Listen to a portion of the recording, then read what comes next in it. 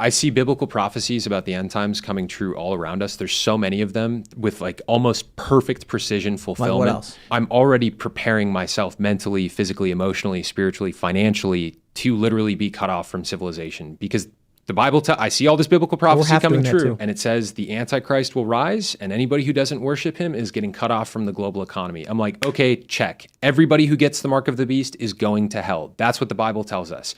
I will never get that, so I'm mentally preparing myself the problem to with be this cut is off. You can go back every decade and find people saying exactly what you're saying.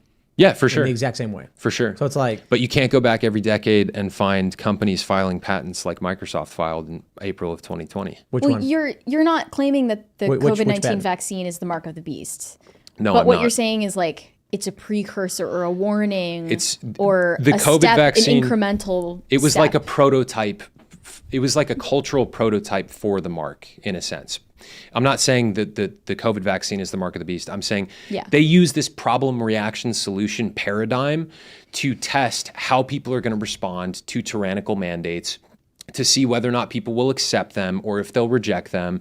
And they're using all of this, these pandemics, the solutions to them, they're using all of this to push us towards a new world order system. Idea of the mark of the beast is that if you do not take that number, you will not be able to buy, sell, trade anything.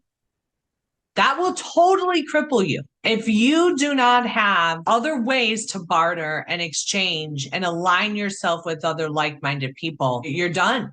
I mean, I remember my sister Kelly growing up talking about it. She's like, what if they cut off your baby's fingers right in front of you?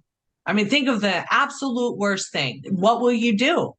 And I made a resolve way back when to never, ever take it, ever, no matter what, because like this world is not our home. And people forget that. That's where I talk about people living in the natural, in the world, or living as spiritual beings, people of light. We are the salt of the earth. We are to shine our light in the darkness, not hide it under a lamp. We're supposed to let it shine and shine so brightly. It is a big, big deal. And for me, being saved and being a follower of Yeshua, that's the only way that we are going to have peace and eternal life, is if we give ourselves over to him. In June of 2020, I submitted to him. I had seen a foreshadowing of all this to come. And I just knew that this was the beginning of the end times for me. It's like, I want you to understand, like, do you understand that your sons and your daughters, your grandsons, your granddaughters, your great-grandchildren that you may never see are counting on you to rise up to what God has called you to be? Do you know that there are generational curses that you can get a handle on if you get right in your identity in God?